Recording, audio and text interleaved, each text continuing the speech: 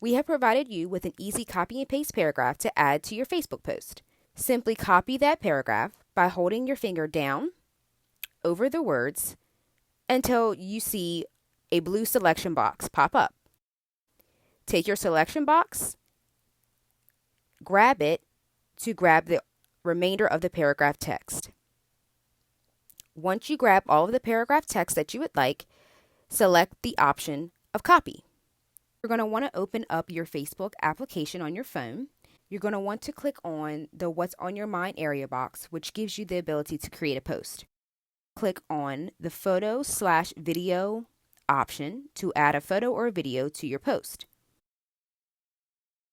To add the easy copy and paste paragraph that we have provided for you to your Facebook post, simply tap on the Say Something About This video area, click on the paste option, and the easy copy and paste text will pop up on your Facebook post.